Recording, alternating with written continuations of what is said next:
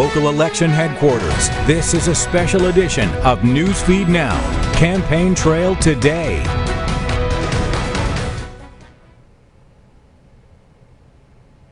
This was a way of spending on things that had nothing to do with COVID, as per your question. But it was really a big bailout for badly run Democrat cities and states. All right, If I get elected, I'm running as a proud Democrat, but I'm going to be an American president. I don't see red states and blue states. What I see is American, United States.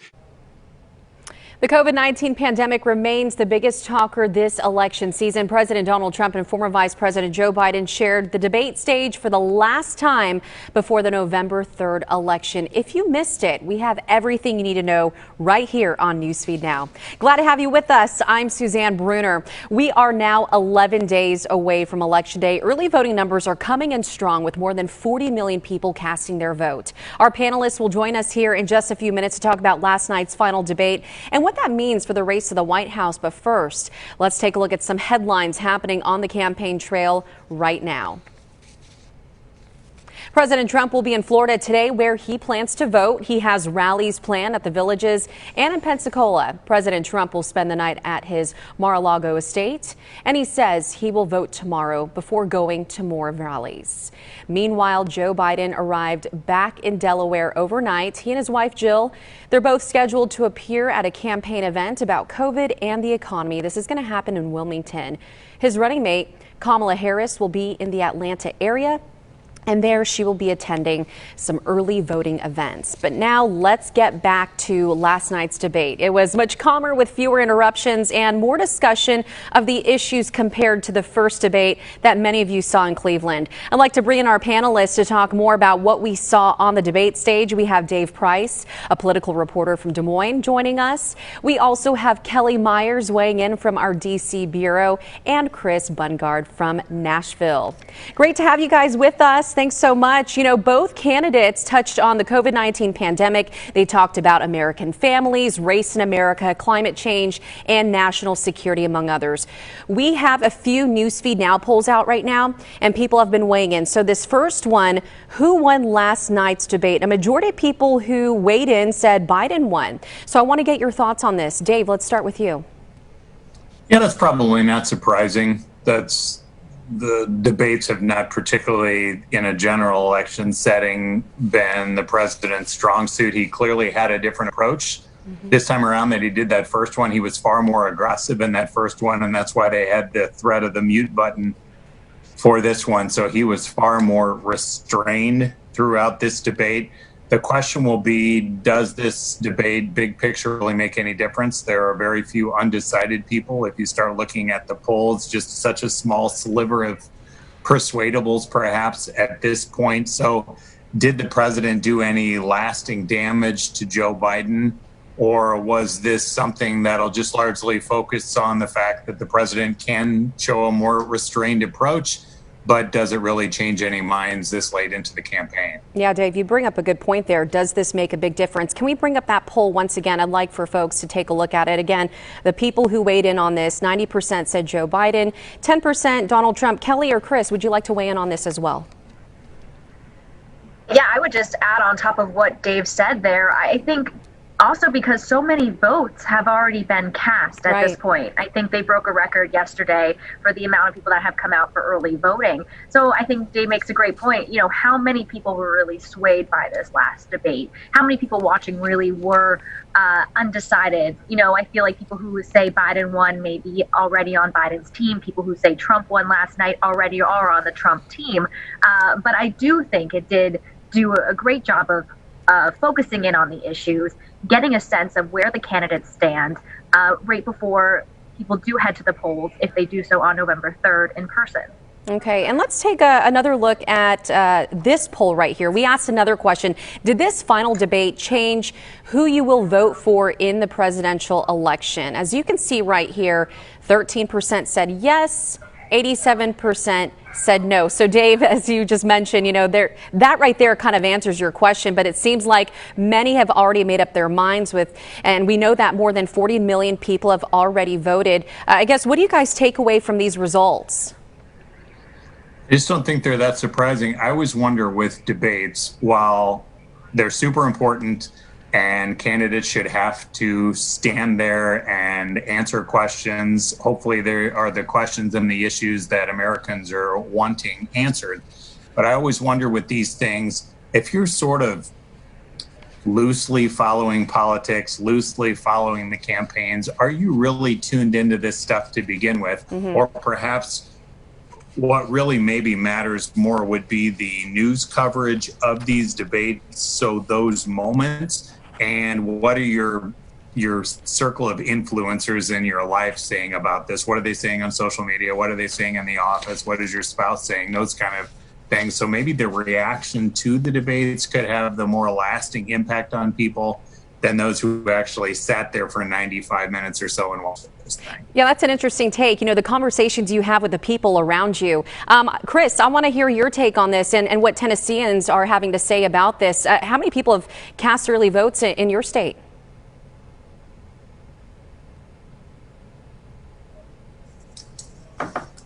Unfortunately, I think we're having some issues with Chris's mic right now. Do you think we can? I think we're working on that right now. All right, you got it.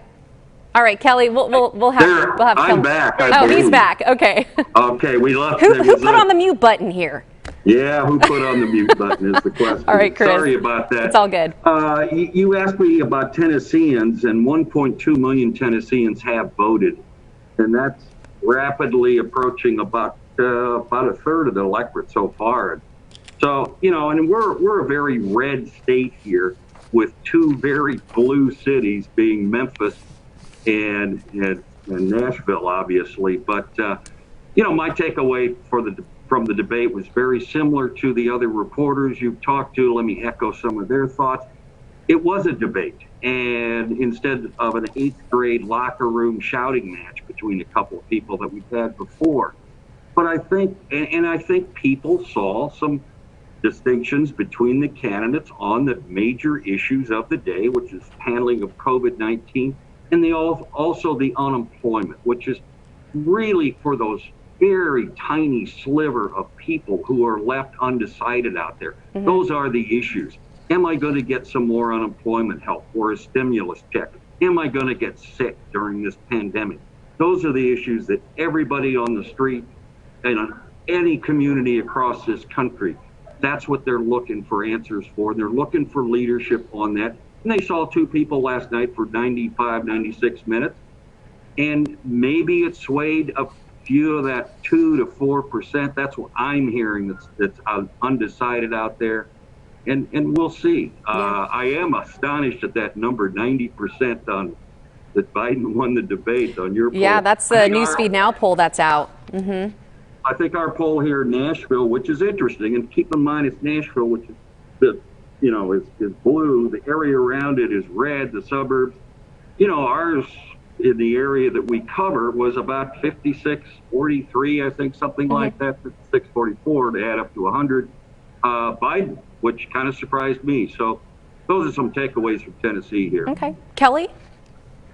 I was just nodding along with that. And I think, just to contradict myself, even what I was saying earlier, I do think that the debates, even though we were just saying, most of the people that watch these are already decided, I think they are important, though, because I think there could be a stance that one of them takes on an issue that really can kind of pull people back in and say, wait, maybe I don't want to vote for them because of that issue. I think they are very important up till the very last minute before people head to the polls to maybe change their minds. I know there were some things on climate change and former Vice President Biden's stance on oil and fracking that may really stand out to people in some rural areas, in some very important states. My home state of Pennsylvania, people are still very, very split. I was just back there recently, and there's signs for Trump on one side of the duplex and signs for Biden on the other side. So it's still very vital. I do still think this was something that was very important for people to hear. I think it really is, too. We actually just showed video when Chris was talking just outside of Belmont last night. If we can pull that up once again,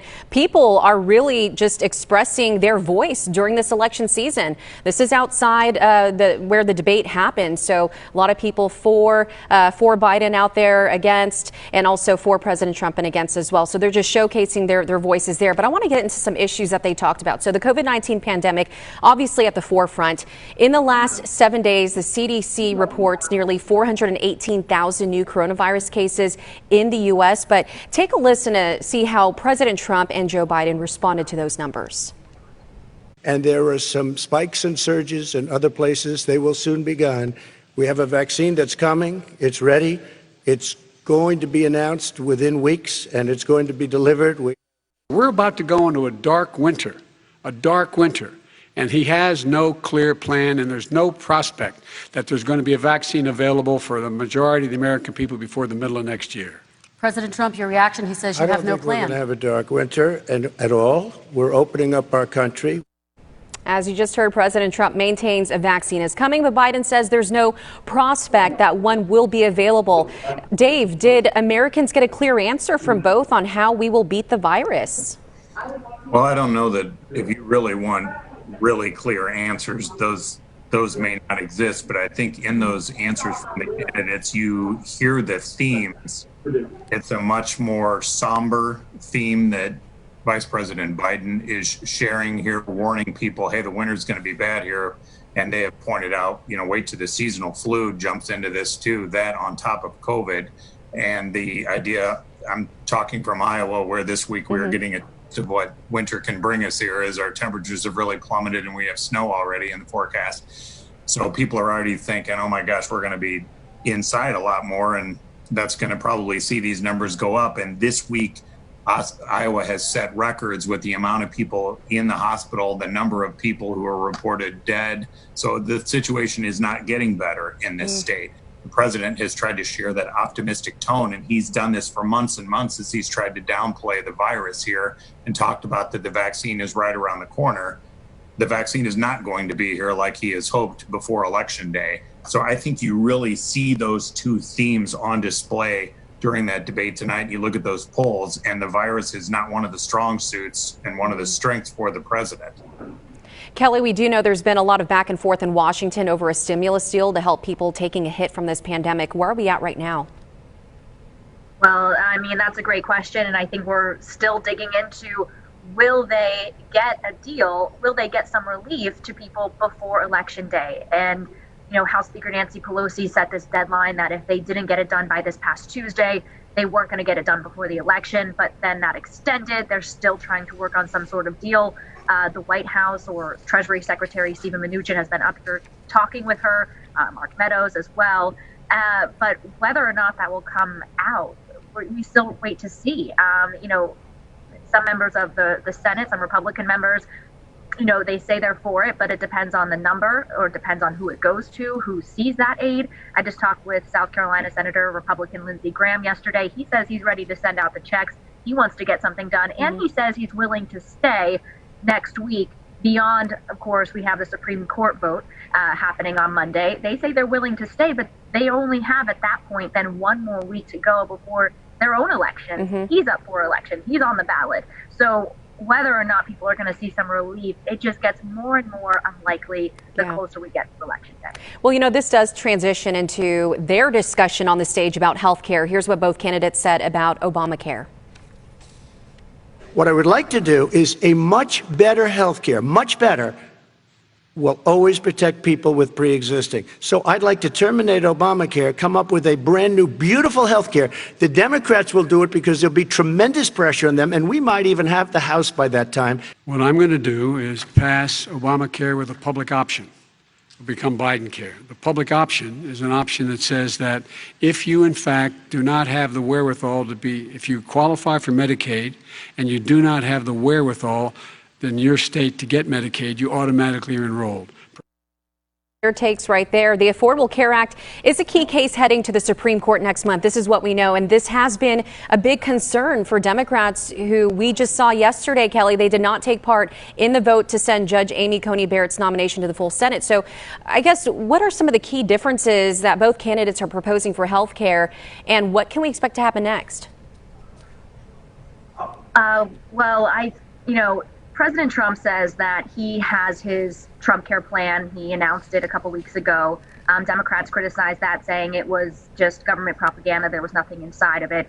It was interesting. Last night, Biden had proposed, he said Biden Care. He says he's going to kind of separate a little bit from Obamacare and keep those protections in place, though. Trump says he got rid of the individual mandate, but he says he's going to keep pre-existing conditions.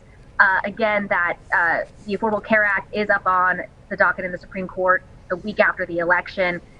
They are looking to break down the Affordable Care Act.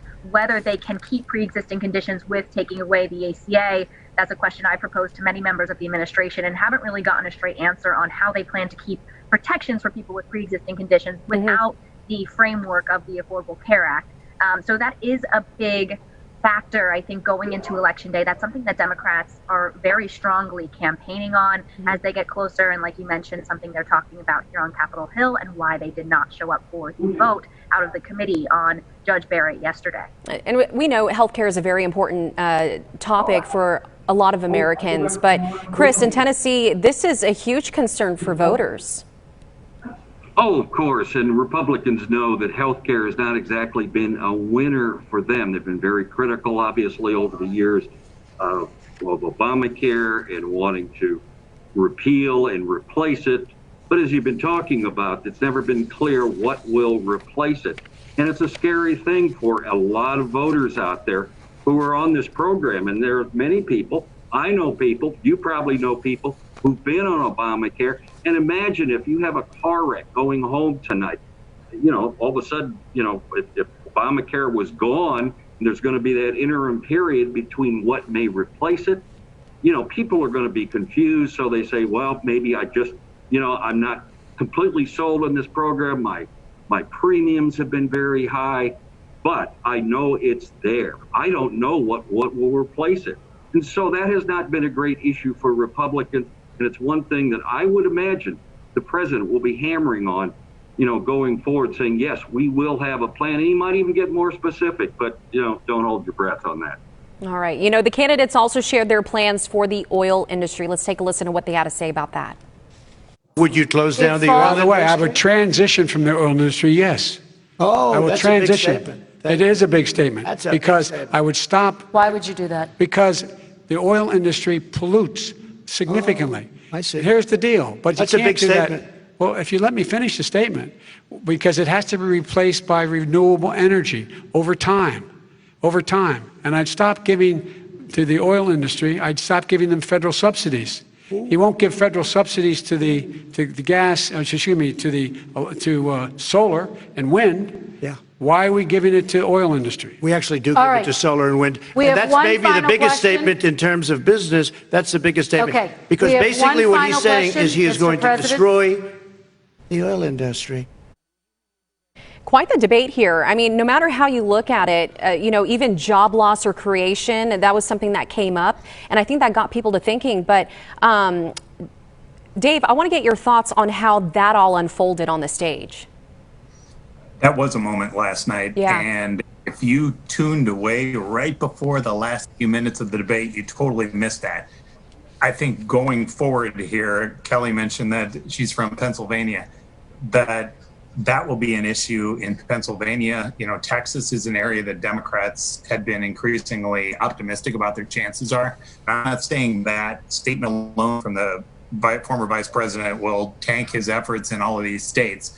But I would think that exchange right there will force Biden now in the days ahead to really drill down in there and explain what he means to make sure that he is expressing a message of, hey, I don't mean tomorrow oil's going to be gone and you're going to have to use an electric car and we're going to ban gas-powered cars. But it seems like that is now a challenge that perhaps he wasn't expecting that he was going to have to explain, which is challenging for him because he's not doing a lot of events. So he will face a lot of questions, and the president will probably really try to hammer him on that, even though Biden's probably talking about, hey, long term here, this is what I want to do. But the way it came out last night will maybe require him to do some more explaining. I was going to say, yeah, because when you watched it, President Trump immediately jumped to his reaction and he had to do a little backtrack and explain what he meant. But I really want to pull up the continuation of this, of that portion of that debate. Let's hear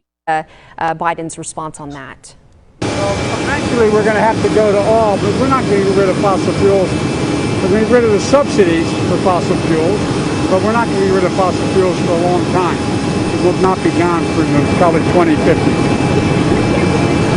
You're saying that basically millions of people in those industries are going to lose their jobs. No, they're not going to lose their jobs. And besides, a lot more jobs are going to be created in other alternatives. So thank you. All right. Hey, Chris, I want to be respectful of your time. I know you got to get going. So if you have any last things that you want to say, please feel free to do so, or just jump off the call if you need to. We appreciate your time. Well, it's interesting hearing all this. And of course, I heard some other pundits last night after the debate talking about this energy issue, that it could ultimately be something that you're going to see ads about, with for fracking, against it. Is it going to get rid of fossil fuels? You know, I think if you're inclined to see things along the lines of the way Donald Trump does, you're going to see a lot of ads here. You know, the dark winter that's forecast by Joe Biden. It's a much more sunnier outlook from the president. Going to get rid of your gas and cars and all that kind of stuff. I mean, you know, you could just, I swear you're going to see these kind of ads going forward. And if we think we're tired of them now, well, you know, another 10 more days and we're going to be ready for this election to be over, but it may not be over at that point. That's probably a topic for another time.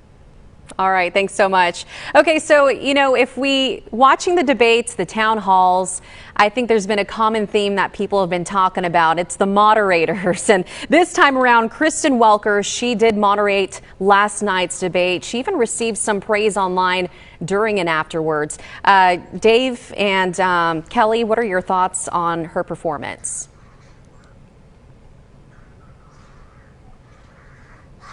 I think it's largely universal praise, right? I feel like we been carefully on this, but I mean, if at my station, for example, we had one this week, so that's the third debate that I moderated this cycle. And obviously standing there, it's very challenging to try to figure out, how do you press for answers? How do you give them time? But how do you make sure that things don't veer off course here into the train wreck like we saw in that first presidential debate? But she clearly knows her stuff. And maybe it was that threat of the mute button that kept people in line so they didn't nearly jump and trip all over each other and interrupt right and left like that first one was. And it was a far more substantive debate. And if you were really, as a viewer, I think, trying to learn stuff, you actually learned stuff last night.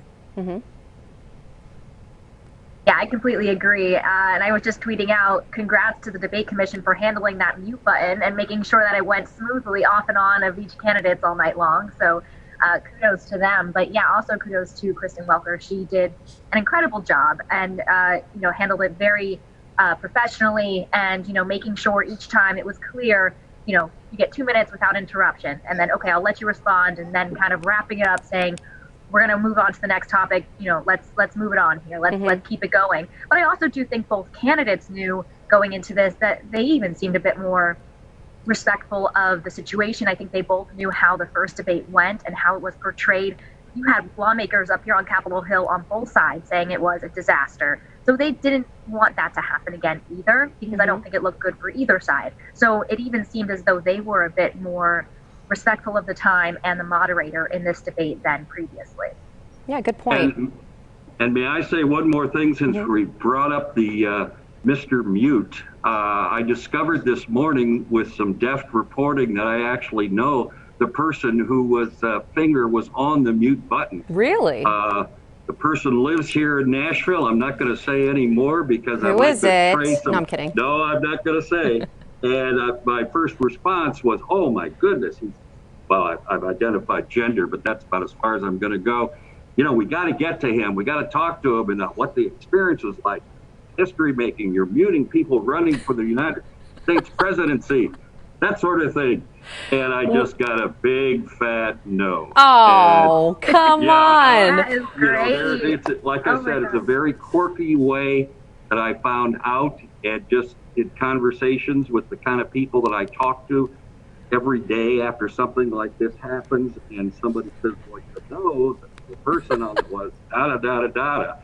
And I made, what I'm trying to get to, this person could retire not too long in the future, and he will have a wonderful story to tell. So anyway, for sure. I'd throw that out there as a little bit of a light note. I know it's like, oh, gee, who is this person? And no, we can't go there. But that person really exists, and they'll have something to say at some point someday. But by then, we may have moved on to other topics, and he'll be forgotten. Hopefully definitely. not. I'm glad you stuck around to share that with us. And I promise you, I didn't mute you during this panel discussion. I'm not that mean. All right, guys. So great to have you. You're Have not a great. the muter. No, I'm not. I promise. No buttons here. It's back there. All right, guys. Great to see you. Thanks for joining us. And we're going to do this all again on Monday when our election coverage continues here on Newsfeed Now. Have a great weekend. We'll see you Monday.